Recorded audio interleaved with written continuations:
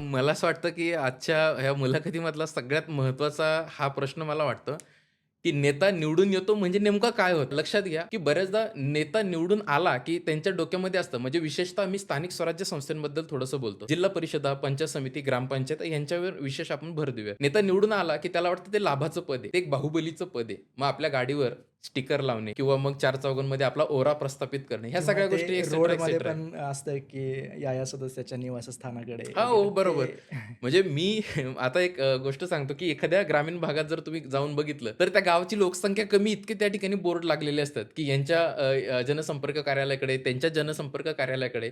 पण मला असं वाटतं नेता होणं म्हणजे नेमकं काय? तर लक्षात घ्या, की लोकं एक प्रातिनिधिक स्वरूपामध्ये एक नेता त्या ठिकाणी निवडत असतात. लोकं आपलं प्रतिनिधी करण्यासाठी एका व्यक्तीला विशेष अशी निवड करून देतात आणि मला असं वाटतं, की लोकप्रतिनिधी म्हणून तुमची निवड झाल्यानंतर किंवा तुम्ही निवडून आल्यानंतर तर तुमच्या हे लक्षात असलं पाहिजे, की माझ्या वार्डाने, माझ्या प्रभागाने, माझ्या मतदारसंघाने मला 5 वर्ष काम करायची फक्त एक संधी दिलेली. त्या संधीचं जर मी चांगल्या पद्धतीने सोनं करू शकलो, तर येणाऱ्या पुन्हा एकदा 5 वर्षामध्ये हीच जनता, हीच लोकं मला पुन्हा एकदा संधी देणार आहेत. त्यामुळे मला असं वाटतं नेता होणे म्हणजे काय? तर नेता होणे म्हणजे जबाबदारी स्वीकारणे आणि या 5 वर्षे दिलेल्या हातातल्या गोष्टींचं संधीचं सोनं करणं म्हणजे त्या ठिकाणी मला असं वाटतं नेता होणे होय.